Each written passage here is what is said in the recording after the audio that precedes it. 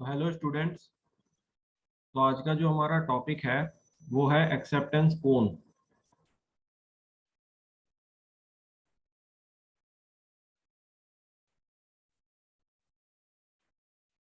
मान लीजिए ये एक ऑप्टिकल फाइबर है। तो ऑप्टिकल फाइबर में एक ट्रांसपेरेंट डेंसर मीडियम होता है जिसे कोर कहते हैं।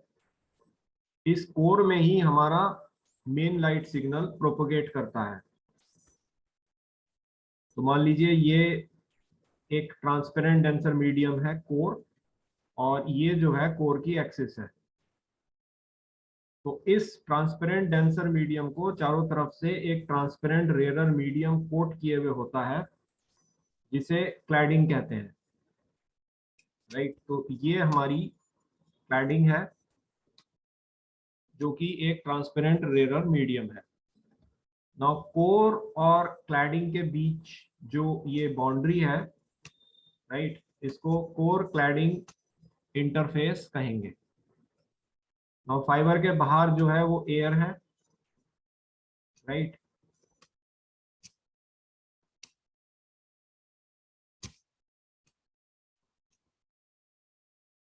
तो ये हमारी क्लैडिंग एयर इंटरफेस हो जाएगी।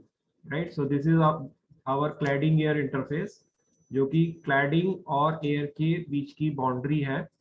तो this is our cladding air interface, right. और ये हमारा कोर एयर इंटरफेस हो जाएगा, राइट, जो कि डेंसर कोर और रेयरर एयर के बीच की बाउंड्री है। So this is our core air interface, right. Now acceptance cone एक काल्पनिक कोन है जो कि कोर एयर इंटरफेस पर बनाया जाता है, जिसके अंदर जितनी भी लाइट बीम्स हैं वो जब फाइबर के अंदर ट्रांसमिट होंगी तो कोर में सिर्फ टोटली इंटरनली रिफ्लेक्टेड होंगी, राइट, और मिनिमम फाइबर लॉस के लिए रेस्पॉन्सिबल होंगी, राइट। तो इस एक्सेप्टेंस कोन के अंदर जितनी भी लाइट बीम्स हैं, ये लाइट बीम जब फाइबर के अंदर ट्रांसमिट होंगी तो सिर्फ और सिर्फ कोर में प्रोपोगेट करेंगी, कोर में टोटली इंटरनली रिफ्लेक्टेड होंगी और मिनिमम पावर लॉस के लिए रेस्पॉन्सिबल होंगी। और इस कोन के बाहर जितनी भी लाइट बीम्स हैं, ये लाइट बीम्स जब फाइबर के अंदर ट्रांसमिट होंगी तो ये क्लैडिंग और कोर दोनों में ट्रांसमिट होंगी और पावर लॉस को कंट्रीब्यूट करेंगी। तो हमारे लिए वो बीम जो मिनिमम पावर लॉस को कंट्रीब्यूट करती हैं फाइबर में, वो इस एक्सेप्टेंस कोन के अंदर मानी जाती हैं। और जिन लाइट बीम्स के द्वारा पावर लॉस फाइबर में मैक्सिमम होता है, ज़्यादा होता है, वो इस एक्सेप्टेंस कोन के बाहर मानी जाती है, राइट। तो इस एक्सेप्टेंस कोन का जो मैक्सिमम एंगल ऑफ इंसिडेंस है, जो कि एक light beam core air interface पर बना रही है, थीटा ए, इसको एक्सेप्टेंस एंगल कहते हैं, right. So this is called as acceptance angle. तो ये मैक्सिमम एंगल ऑफ इंसिडेंस है जो कि light beam core air interface पर बना रही है। इस एक्सेप्टेंस कोन का ये मैक्सिमम एंगल ऑफ इंसिडेंस है। तो जब light beam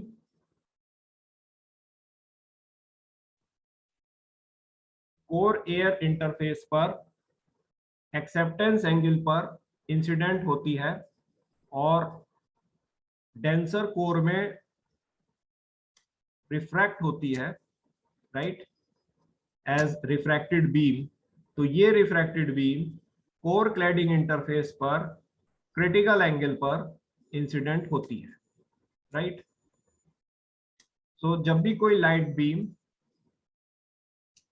core air interface पर एक्सेप्टेंस एंगल पर इंसिडेंट होती है और डेंसर कोर में रिफ्रैक्ट होती है, तो ये refracted beam core cladding interface पर क्रिटिकल एंगल पर इंसिडेंट होती है। मान लीजिए ये एक लाइट बीम है जो कि रेयर एयर से डेंसर कोर में ट्रांसमिट कर रही है। तो जब ये light beam core air interface पर एक्सेप्टेंस एंगल पर इंसिडेंट होगी तो ये डेंसर कोर में रिफ्रैक्ट हो जाएगी। तो हमने इसको नॉर्मल की तरफ बेंड कर दिया है, राइट। तो ये नॉर्मल की तरफ बेंड हो गई है और ये है हमारा एंगल ऑफ रिफ्रैक्शन। ये refracted beam core cladding interface पर क्रिटिकल एंगल पर इंसिडेंट होगी। तो इस इंसिडेंट बीम का एक पार्ट जो है वो डेंसर कोर में रिफ्लेक्ट हो जाएगा और दूसरा पार्ट जो है वो कोर क्लैडिंग इंटरफेस के अलोंग रिफ्रैक्ट हो जाएगा, राइट। तो ये लिमिटिंग केस ऑफ रिफ्रैक्शन है। नाउ अगर हम कोई लाइट बीम इस एक्सेप्टेंस कोन के अंदर कंसीडर करते हैं तो उस लाइट बीम का angle of incidence core air interface पर एक्सेप्टेंस एंगल से कम होगा। तो जब ये angle of incidence acceptance angle से कम होगा तो ये एंगल ऑफ रिफ्रैक्शन भी डिक्रीज करेगा, राइट। तो जब एंगल ऑफ इंसिडेंस डिक्रीज करेगा तो एंगल ऑफ रिफ्रैक्शन भी डिक्रीज करेगा अकॉर्डिंग टू स्नेल लॉ। तो जब ये एंगल डिक्रीज करेगा तो अगर हम इस ट्राइंगल को पूरा कर लेते हैं, राइट, एक राइट एंगल ट्राइंगल मानते हैं, suppose this is A and this point is B and this point is C, right. तो इस एंगल के डिक्रीज होने से ये तो हमारा 90 है, राइट, ये तो हमेशा 90 रहेगा। ये एंगल क्रिटिकल एंगल से ग्रेटर हो जाएगा और इस स्थिति में जो भी ये इंसिडेंट बीम है जो रिफ्रैक्ट हो रही है डेंसर कोर में, ये इंसिडेंट बीम ए बी, ये जब कोर क्लैडिंग इंटरफेस पर गिरेगी तो ये कोर में टोटली इंटरनली रिफ्लेक्टेड हो जाएगी और रिफ्रैक्शन नहीं होगा। रिफ्रैक्शन पूरी तरह से समाप्त हो जाएगा और बीम जो है वो डेंसर कोर में टोटली इंटरनली रिफ्लेक्टेड हो जाएगी। तो इस तरह से ये सारी बीम जो इस एक्सेप्टेंस कोन के अंदर हैं, जब ये रेयर एयर से डेंसर कोर में ट्रांसमिट होंगी तो ये सिर्फ कोर में टोटली इंटरनली रिफ्लेक्टेड होंगी और क्लैडिंग में नहीं चलेंगी, जिसके कारण हमें मिनिमम पावर लॉस मिलेगा। नाउ जब कोई लाइट बीम इस कोर एयर इंटरफेस पर किसी ऐसे एंगल ऑफ इंसिडेंस पर गिर रही है जो कि एक्सेप्टेंस एंगल से ज्यादा है, जैसे कि हम इस लाइट बीम का केस ले रहे हैं, राइट। तो ये कोर एयर इंटरफेस पर एक ऐसे एंगल पर गिर रही है जो एक्सेप्टेंस एंगल से ज्यादा है। तो जब ये रेयरर एयर से डेंसर कोर में ट्रांसमिट करेगी तो ये बीम रिफ्रैक्ट हो जाएगी, राइट। तो हमने इसको नॉर्मल की तरफ बेंड कर दिया है, ये हमारा एंगल ऑफ रिफ्रैक्शन है। नाउ क्योंकि angle of incidence core air interface पर अब एक्सेप्टेंस एंगल से ज्यादा है, यानी कि ये इंक्रीज किया है, तो ये एंगल ऑफ रिफ्रैक्शन भी इंक्रीज करेगा according to Snell law, right. तो अगर हम इस ट्राइंगल को पूरा कर लेते हैं तो इस एंगल के इंक्रीज होने से ये तो हमारा 90 रहेगा हमेशा, राइट। तो ये एंगल जो है अब क्रिटिकल एंगल से कम होगा, राइट, क्योंकि ये एंगल ये वाला डिक्रीज करेगा। जब ये एंगल इंक्रीज करेगा तो इस राइट एंगल ट्राइंगल में ये एंगल डिक्रीज करेगा, तो ये क्रिटिकल एंगल से कम हो जाएगा। तो जब ये रिफ्रैक्टेड बीम इस कोर क्लैडिंग इंटरफेस पर क्रिटिकल एंगल से कम एंगल पर गिरेगी तो इस बीम का एक पार्ट जो है वो डेंसर कोर में रिफ्लेक्ट हो जाएगा और दूसरा पार्ट जो है वो रेयरर क्लैडिंग में रिफ्रैक्ट हो जाएगा, राइट। तो इस तरह से लाइट बीम दोनों में डेंसर कोर और रेयरर क्लैडिंग में ट्रांसमिट होगी और पावर लॉस के लिए रिस्पॉन्सिबल होगी।